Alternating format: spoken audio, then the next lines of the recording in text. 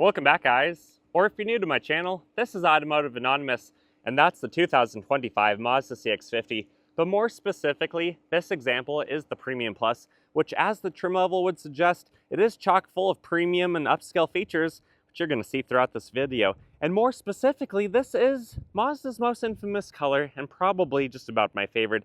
It's called Soul Red Crystal Metallic, which I know is a mouthful, but when you see this color in person, it's probably going to make your jaw drop. Anyways, guys, this is a good vehicle, but it's not perfect. So today I get to share the good, the bad, and the ugly of this compact crossover by Mazda to help you guys decide if it might be the right one for you and your family. So you can expect to see a walk around, all the specs, initial driving impressions, 0 to 60 on GPS, and then my final thoughts. And huge thanks to the Goody Motor Mazda Group for letting me borrow this one for the day. I'm going to link them below if you're interested. They sell below MSRP and they ship all over the country. And with that said, let's dive right into this review. And if you like Mazda, a Soul Red CX-50, or my video, please be so kind to consider liking my video. Basically, it helps the video get shared, it helps me know you want to watch more stuff like this, and it helps you by having YouTube choose to show you more stuff like this. Thank you so much. But if you're new to Mazda, or more specifically the CX-50, there's a few things that you should probably know. First of all, in the last couple of years, Mazda has actually pumped out a couple new models, but just like the Mazdas of the past, they're still focused around Japanese reliability and affordability while looking a little bit more bold, a little bit more aggressive, and having even more sporty of a drive than even previous models were. This one, for instance, is a foot wider than it is tall and has a really nice stance.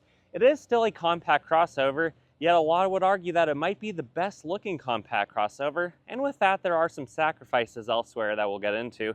But this is a pretty cool vehicle. It's assembled in Huntsville, Alabama, but the first year it came out for 2023, they only sold around 20,000 units. And then the following year, they sold about 45,000 units. We're still waiting for this year's units to be finalized, but this hasn't been quite the seller that the CX-5 has been, which sells well over 100,000 units every single year.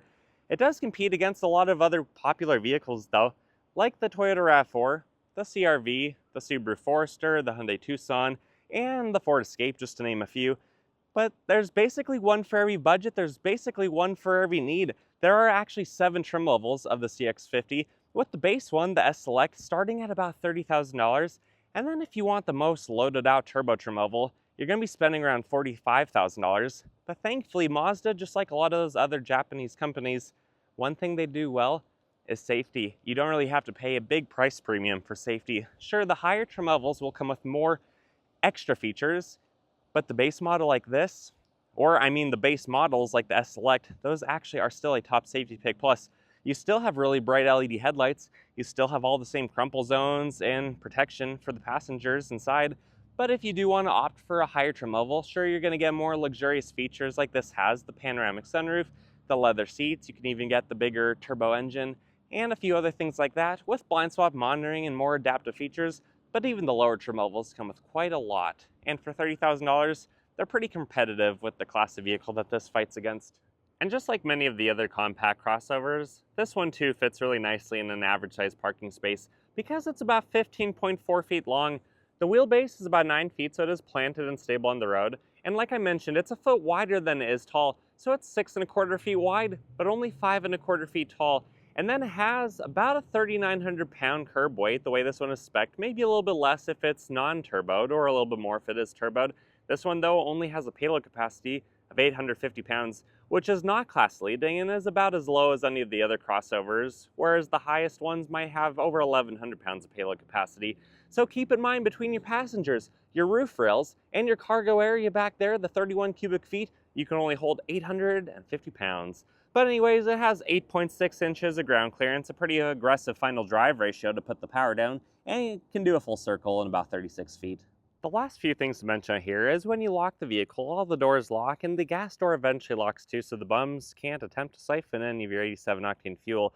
And I've had this locked for about a minute. Let's see if the gas door has engaged yet. It is not, so there is a delayed reaction. You should be able to change the setting though in the computer system up front. But anyways, it's a 15.9 gallon tank. This one, the way it's rated with this wheel and tire and being the non-turbo, it actually gets 25 city, 31 highway, so your max road trip and range is about 490 miles. And then it has a 20-inch wheel wrapped in a Goodyear Assurance tire at 245, 45/20, And this one has about 9 30 seconds of tread depth, which is pretty average for the class. I do need to mention though, This one does have cylinder deactivation, so that does help for some of the MPG. It seems to be that that system could kick on at 25 to 50 miles an hour, and it's hard to detect. I haven't been able to notice in any of my time with the vehicle so far, but it does say cylinder deactivation on the window sticker. In the past, some Mazdas haven't had that because of supply chain shortages. In general, the assumption is cylinder deactivation engines are not as reliable because of the added complexity to deactivating cylinders and not getting the fuel put through them like you naturally would. But anyways, it's worth mentioning that this has it, and if your Mazda does or doesn't, or you're looking at one online that does, just check out the window sticker and it'll say on that. Otherwise, this is your key. When the vehicle locks, you can see that the mirrors fold in on this Premium Plus, and when you unlock it, the mirrors fold out and you can open the door with proximity key features. But the driver's side door panel, like a lot of Mazdas, it's all black materials. You do have some baseball stitching right there. Bose speakers, extra speaker, handle, pocket. Not really anything to talk about. You have memory seat features right here. You have a few other controls on the dash panel. You have rubberized pedals, the hood release, the OBD2 port, a neat airbag that's actually listed, which is nice. CX-50 on the door sill, and then this is your ventilated and heated power adjusted leather seat, which I should say that the lumbar support is fantastic on this. It does a really good job. And then you have a power panoramic moonroof up top. And then sitting inside here, it's a really nice place to be. Everything is soft touch, easy to reach, nice and comfortable. The leather wheel, it's not heated, which is kind of a big surprise. I was expecting to have a heated button right there next to the heated seat and the ventilated seat, but I do not. The horn, it's high pitched. I don't want to honk too loud to some neighbors next door, but when you fire it right up, the needles don't really dance. You can go through the display with the info button right here, and there's a few things to look at. I like that the lateral or the side gauges are physical. It's just kind of a timeless design while having a lot of built-in safety features and tech, and even the heads-up display right there. So there's more tech than you might think just by looking at this Mazda. Also, this screen, is it a touch screen when I'm parked? No, it doesn't appear to be. But I actually really like this a lot. Android Auto should work really well because Apple CarPlay works really well. And having physical climate controls. Look at this baby-sized vent right there. That sure is kind of interesting. Sorry about the glare on the camera with the sun where it's at. But anyways, you have physical controls for HVAC. You have a 12-volt, you have a storage tray, you have some cup holders, which not the best design. You can't fit gallon-sized sodas right there, causing diabetes because you're going to be hitting the dashboard. So maybe this is not a problem in Japan like it is in the US, but if you are a very American buyer, you might not like where the cup holders are. Otherwise, the backup camera, trajectory lines don't seem to be moving. Clarity is actually pretty good, but the screen is small and it's far away from you, but it shows me as much as I need to know. Electronic parking brake, auto vehicle hold. You can go through the drive modes. You can go up to sport, down to off-road. You'll notice just subtle little changes in the display. And then you have the French style doors, which I don't necessarily like, and the wireless charger, which I had my iPhone on this with a silicone case, and after about 5 minutes, it didn't even up at 1%, so I'm not sure what's up with that. Otherwise, you have some plugins down there and a decent sized storage compartment. It's just kind of strange how you have to use it and reach into it. You have garage door openers, you have some lighting, you have a place to store your sunglasses. This does not slide, but it does extend. And then you have what kind of lighting? Ooh, LED lighting. And then your shade and your controls up there for the power moonroof. Anyways, let's turn it off and we'll hop in the back. Soul Red Crystal metallic paint with these wide fenders. Seriously looks so good on this vehicle. It really has quite the presence on the road for being just a 4-cylinder crossover family vehicle. It looks really nice in person. But anyways, this is another compromise. Not the door panel, although it is black and it's not necessarily my favorite. It is all soft touch. It's going to age really well. And overall, there's not too much to complain about other than Mazda could brighten up the interior just a little bit on this one. But check out the back seats. When you try to fold it down, there is just not a lot of room back here. And when I sit behind myself at 5'11", I don't have a ton of room behind my knees. I don't see a strap to recline. Let's see if this button, nope, this button does not let me recline either, like some of the other options other vehicles have. But you do have vents, you do have some plugins, and there should be, I was expecting heated seats in the little pocket, the little tray that some other Mazdas have. So kind of interesting that this Premium Plus does not have that, but overall, it's honestly not too bad to be back here.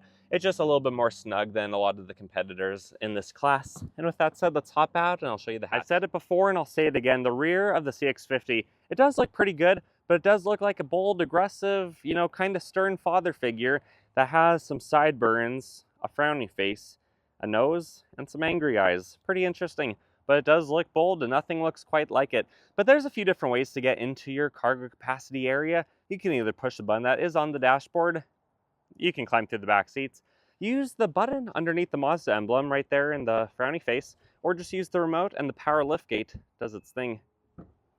Kind of slow to activate, but then it's about on par for average on how quickly it opens. And it does actually open pretty high, so most people 6 foot below in height or lower, you're not gonna have to worry about bumping your head.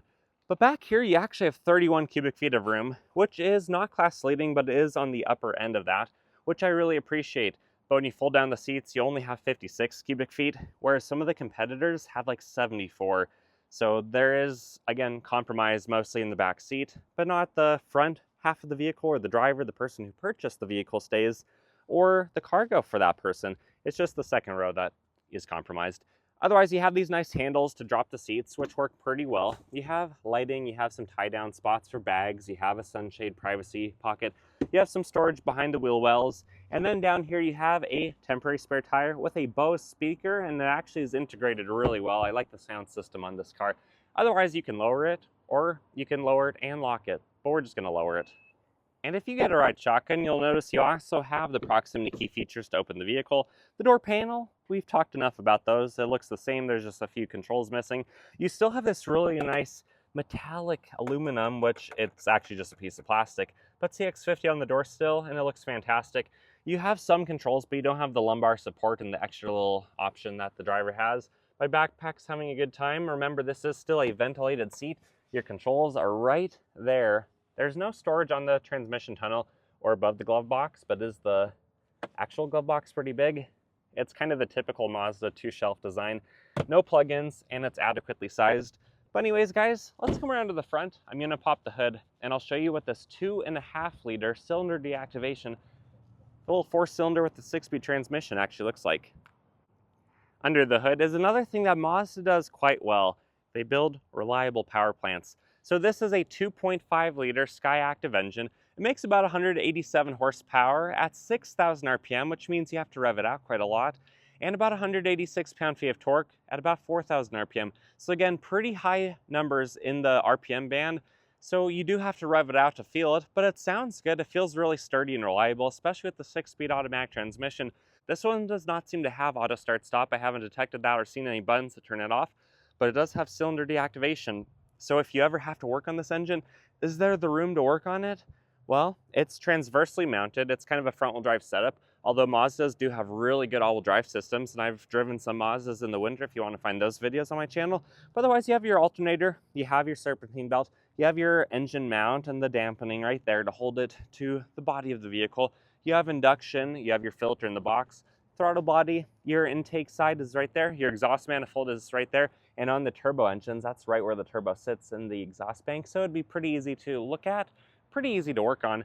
You have the battery, the fuse box, and overall, it is kind of tight in here, but really not too bad at all.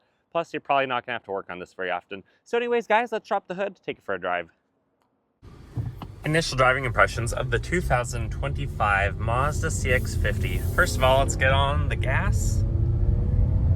Yeah, without the turbo, this one doesn't get us up to speed nearly as fast. But when you're just cruising around driving through the country, you'll notice the soul red metallic hood, and it looks fantastic. I do wish I had a better understanding of where the hood actually ends. It slopes down, which gives you good visibility, but it kind of just drops off and you don't know exactly where the front of this ends, at least until you get more personally familiar with this. The windows are not ginormous, but the side mirrors are big. The rear view mirror goes straight down the center of the vehicle, so your visibility is good. And then with all the electronic aids and nannies, the blind spot monitoring, the adaptive cruise, all of those extra sensors and features, you have a lot of things that keep you safe and help you going straight down the center of the road. The steering on this one feels fairly heavy, which I like because it's not going to be easily persuaded to change direction accidentally. You have to give it some thorough input, which I really appreciate. Getting on the brake pedal, maybe at a third of the push. It slows you right down, not too much nosedive, handles the corners a lot better than most other CVs, but again, it's not really getting us up to speed super well. Overall, I do think the Bose speakers in this sound good, If you haven't already noticed, I have the ventilated seats on, which in this vehicle, they pull the heat away from you, and it is a distinctable difference between this and a lot of the other vehicles. But I actually, after driving with the heated seats on level 3 for about 20 minutes just now, I had to cave, and I had to turn them off because the Mazda heated seats win. I do like that they burn my butt. I do like that they feel really hot, but in the Mazdas, they do sometimes get too hot, even for me, and I like to feel the heat. The back seats, as you guys know, not huge, but you do have good visibility, tons of natural light coming in through this, and overall, this just feels kind of like the Rav4, kind of feels like an old school Toyota, of just it's substantial, it feels thick, it feels heavy, but it feels reliable. It feels like mashing down on the gas pedals, not going to hurt it, not going to overstress it out. It handled that bump really well just now, even on this bigger wheel and tire setup. And overall, I like it a lot. There's a lot of things that this has going for it. But I'm going to have a longer driving impressions video of this vehicle where I'll share a little bit more and more in-depth stuff. So check that out. It'll probably be posted in a few weeks. Otherwise, let's get to the private road and we'll do a 0 to 60. 0 to 60 in the 2025 CX-50. Traction's off, sport mode is on, density altitude's 4,200 feet. So this one is down on power, probably like 10 to 13%. Let's see what it can do.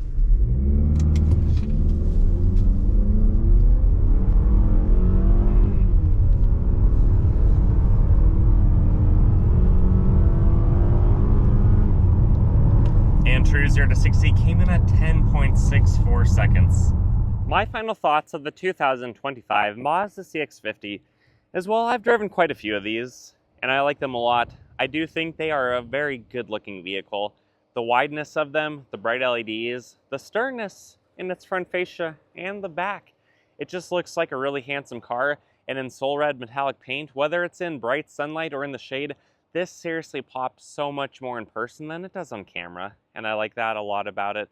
I like that Mazda's keeping a 6-speed transmission. They're not caving and going to crazy electrification and hybrid systems. This still has a pretty mechanical all-wheel drive system, a basic transmission, and a 4-cylinder engine that sounds good and doesn't induce a bunch of fake noises into the cabin. But is it completely perfect? No, it doesn't get great miles per gallon. It doesn't have big back seats. It apparently has cylinder deactivation, although I couldn't detect any of that in my driving today. And I think it's a bummer that Mazda did put that system on a 4-cylinder car. If you want a turbo, it doesn't have that. But honestly, this has so many things going for it. It has good ground clearance in the upper end of the spectrum for the class. It has the top Safety Pick Plus rating, which only a few of the other vehicles share. And it's new, it's fresh, and a lot of people seem to love these. So with that said, keep in mind, my opinion is just that of a random person making a YouTube video. I want to know yours, so comment below. What has the ownership experience been like? What are you cross-shopping this with? Why are you watching this video? And heck, what state or country are you even watching it from? And if you got anything out of my video today, please consider liking my video. Comment your thoughts and opinions below. Subscribe if you haven't already. Go test drive a lot of other vehicles to make sure that you buy the right one for you and your family. And check out the Goody Motor Mazda group. They're seriously such a cool dealership, so I'll link them in the description below. And with that said, I wish you guys the best. Hope you take care, and until next time, see ya.